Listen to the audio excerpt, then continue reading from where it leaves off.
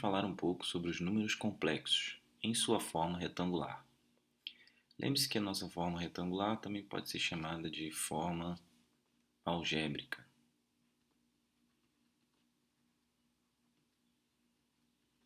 É a mesma coisa, tá? E hoje queremos focar um pouco mais na parte de operações na forma algébrica. Bom, a forma algébrica é z, que é um número complexo, igual a a mais bi, onde a é chamado de parte real do número complexo. Então, essa é a parte real do complexo, e b é chamado de parte imaginária do número complexo.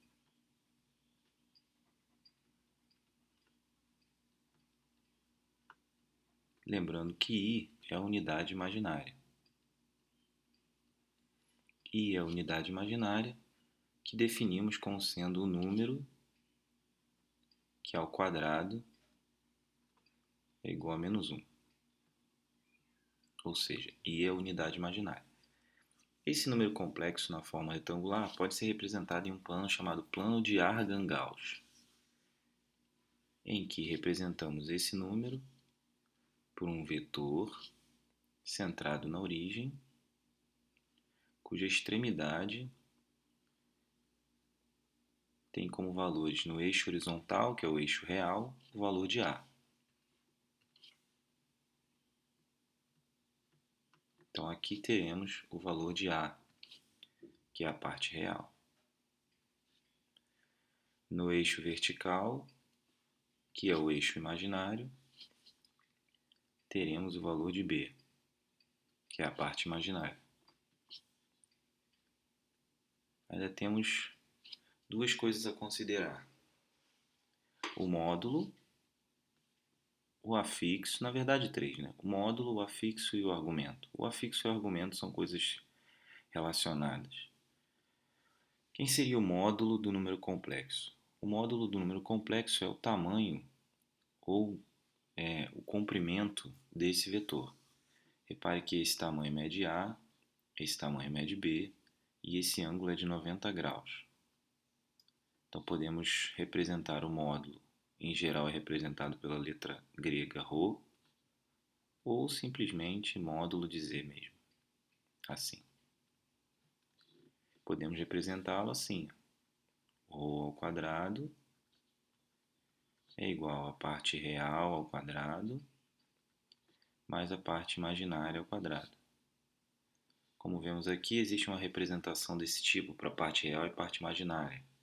Então é comum também vermos o seguinte: ρ ao quadrado igual a parte real do complexo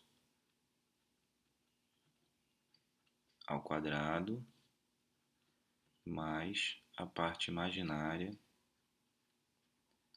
do complexo z ao quadrado. Certo? Por exemplo, um complexo que seja z igual a 3 mais 4i terá módulo z ao quadrado igual a 9 mais 16, 25. Como esse é o módulo ao quadrado, então módulo de z, continuando aqui, módulo de z será igual a 5. Sabemos que o triângulo retângulo com catetos 3 e 4 tem hipotenusa 5, justamente o que a gente espera achar aqui. Bom, quem é o afixo? O afixo é esse ponto que aparece aqui, ó. Esse é o afixo. Então, nesse caso, o afixo é o ponto AB. E quem é o argumento? É esse ângulo formado pelo módulo e o eixo horizontal. Vamos fazê-lo de azul escuro aqui. Em geral chamado de θ.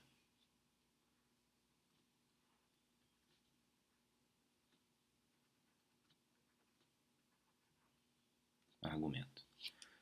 Bom, vamos tentar definir um pouco melhor isso. O afixo, então, é o ponto ou extremidade, é a extremidade do vetor que representa o complexo. E ele sempre será representado por um ponto com coordenadas real de z, imaginário de z. Já o argumento é o ângulo formado entre o módulo e o eixo horizontal, de modo que a tangente desse θ será sempre igual a b sobre a. Ou ainda dito de outra maneira, que θ é igual a arco tangente de B sobre A, lembrando que B é a parte imaginária e A é a parte real.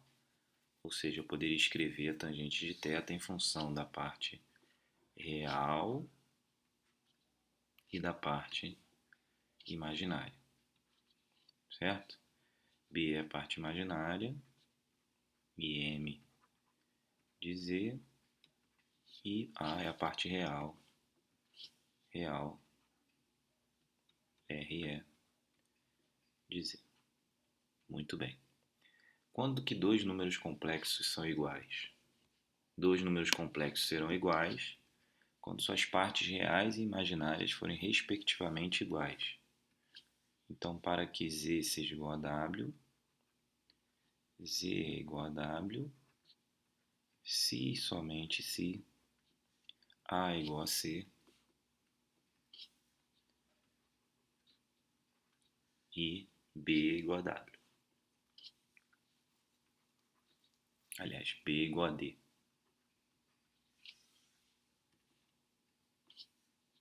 Então, A deve ser igual a C e B deve ser igual a D. Então, as partes reais devem ser iguais. A parte real de Z deve ser igual à parte real de W. Deve ser igual à parte real de W, da mesma maneira que a parte imaginária de Z deve ser igual à parte imaginária de W. Muito bem. Vamos então agora às outras operações, adição e subtração, por exemplo. Para adicionar Z e W, sendo Z igual a 3 mais 2i e W igual a menos 1 mais 4i, basta adicionar as partes reais e as partes imaginárias. Então, Z mais W será 3 somado com menos 1, que é a soma das partes reais, mais 2 mais 4 vezes i, que é a soma das partes imaginárias. 3 somado com menos 1, 2, 2 mais 4, 6i. Se pensarmos agora na subtração, z menos w, teremos 3 somado não, subtraído de menos 1, já que agora é a subtração, parte real menos parte real, e aí a parte imaginária menos a parte imaginária. Então, 2 menos 4i.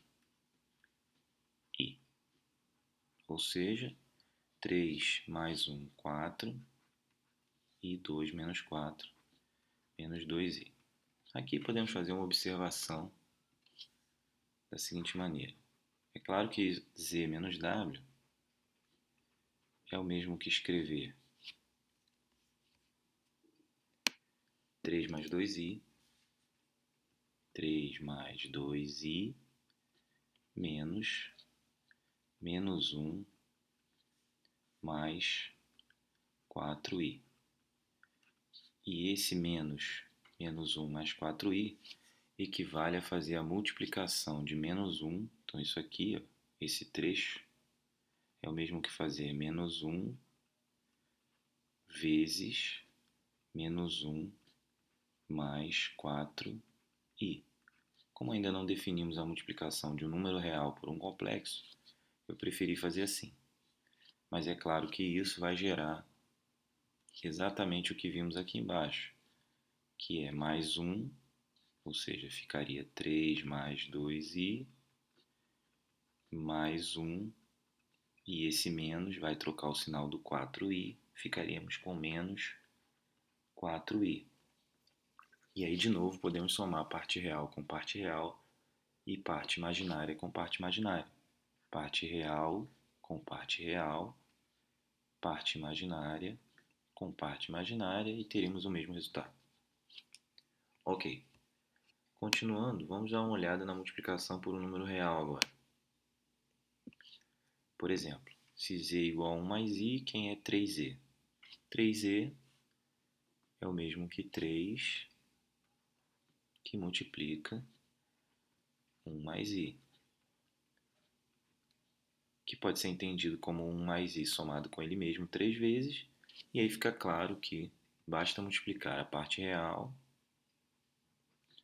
e a parte imaginária como na propriedade distributiva da multiplicação. Ou seja, 3z é um complexo tal que teremos 3 mais 3i, certo? Então, multiplicar por um número real significa multiplicar cada parte do complexo, parte real e a parte imaginária. E o que acontece quando multiplicamos um complexo por outro? Bom, nesse caso, temos o seguinte: z vezes w, sendo 2 menos i, que multiplica 1 mais i. Vamos agir como uma multiplicação de dois binômios, fazendo a distributiva entre eles. Ou seja, faremos 2 vezes 1 e 2 vezes i. Depois, menos i vezes 1 e menos i vezes i. Então, teremos o seguinte: z vezes w é o mesmo que 2 vezes 1 mais 2 vezes i. Na sequência, teremos menos i vezes 1 e menos i vezes mais i. Então, menos i mais menos i, que multiplica mais i. Aqui temos um detalhe. Repare que isso vai fazer aparecer o menos i ao quadrado. E lembre-se que já escrevemos até aqui antes, i ao quadrado é igual a menos 1. Isso quer dizer que menos i ao quadrado é igual a menos 1, ou seja, mais 1. Então, z vezes w vai ter como resultado 2 mais 2i menos i, e finalmente o resultado que já sabemos aqui, menos i ao quadrado. Menos i ao quadrado significa mais 1, já que isso tem como resultado menos 1. Então, teremos z vezes w, 2 mais 1, só podemos somar parte real com parte real, ou seja, esse número vai ser somado com esse, 2 mais 1, 3, e 2i menos i, ou seja, parte imaginária com parte imaginária, 2i menos i, teremos mais i, ou mais 1i, certo? E assim prosseguimos com a multiplicação entre z e w. Mais à frente, veremos as propriedades da adição e da multiplicação de números complexos, bem como outras operações, como a divisão e a potenciação. Mas por enquanto, é só isso. Eu fico por aqui. Até o próximo vídeo. Um grande abraço, espero que tenham entendido. Tchau.